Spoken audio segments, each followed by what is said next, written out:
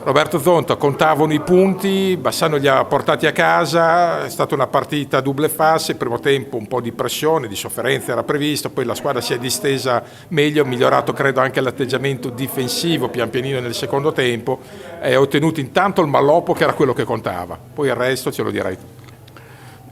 Sì, questa sera era importante portare a casa i punti e proprio per questo i ragazzi erano, io ho visti molto tesi già dall'inizio, erano tirati, non veniva niente, non veniva lo stop bene, non veniva il passaggio bene e quindi questo mette in crisi tutto un sistema di gioco. Un po' alla volta si sono liberati un po' di questo peso e sono cresciuti.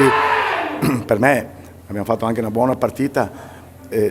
Dal mio punto di vista buona perché eravamo in gara, eravamo concentrati, certamente però non eravamo fluidi, non era una pallina veloce, abbiamo avuto parecchie occasioni, perché ne abbiamo avute parecchie e davanti alla porta non siamo stati lucidi, però stasera era importante fare il risultato.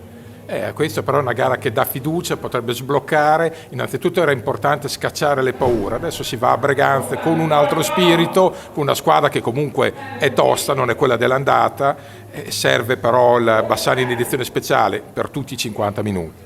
Sì, sabato dobbiamo alzare il livello, perché giochiamo fuori casa, giochiamo contro una squadra che giocherà alla morte e se non alziamo il livello del nostro gioco faremo tanta fatica.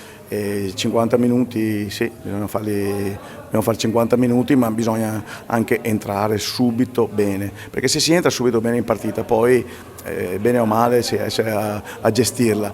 Invece recuperare un'idea di gioco durante la partita è più difficile. Però oggi abbiamo visto un paio di occasioni in cui i gol sono arrivati anche mandati a memoria, cioè su schemi evidentemente preparati. A me personalmente è piaciuto, poi è chiaro che tu da tecnico devi fare anche altre valutazioni. Sì, abbiamo fatto il primo gol sulla punizione, che quello era una cosa che proviamo in allenamento, sono stato contento perché i ragazzi l'hanno fatto perfettamente. Per me abbiamo fatto dei bei contropiedi, più che i gol sono stati i contropiedi che abbiamo costruito bene. Poi È mancata la finalizzazione. È mancata un po' la finalizzazione, sì, speriamo che sabato questa ci sia.